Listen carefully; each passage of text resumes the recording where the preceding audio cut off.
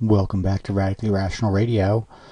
We all remember the insurrection on Jan 6th. It was one of the most violent and dangerous events in modern history. It almost erases what happened at 9/11. There was fire and violence everywhere.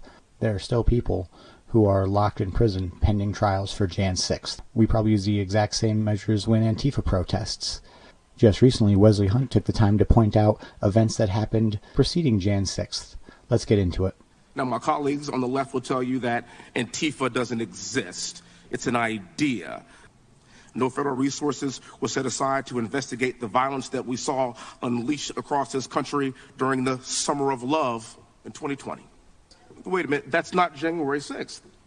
That's May 31st, 2020. That's right in front of the White House. That's where the president lives. And at the time, President Trump was ushered into a bunker because his life was being threatened. Next photo. That's not January 6th either.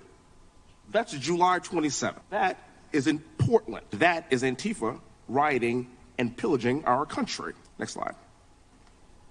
Well, hot damn.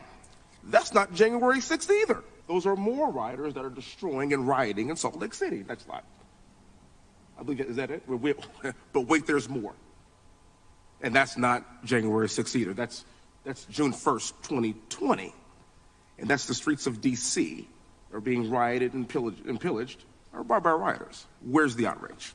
This is what domestic terror looks like. The DOJ would rather investigate 1,000 more people from January 6th than any single person in these photos.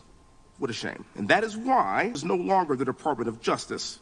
It is the Department of Subjective Justice. You probably think this country has thousands and thousands of problems that are all too big to prevent.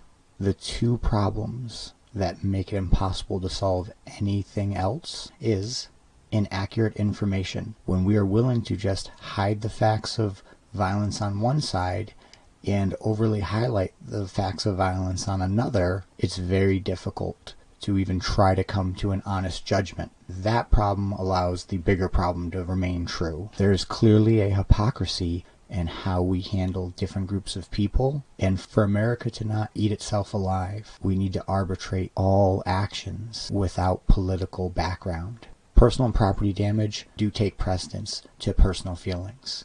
You probably think that I mean it's okay to talk and upset someone and try to offend them, as long as you don't touch. What I am saying is, no matter what someone says to you and no matter how you feel, that is not a justification for breaking someone's personal or private property. Always remembering the non-aggression principle gives us the high moral ground. Never aggress. If our country can't come to terms with what's actually happening, I don't see how a civil divorce isn't going to be a necessity. I hope you learned something. Like, subscribe, leave a comment. I'm Tristan with Radically Rational Radio. Stay resilient.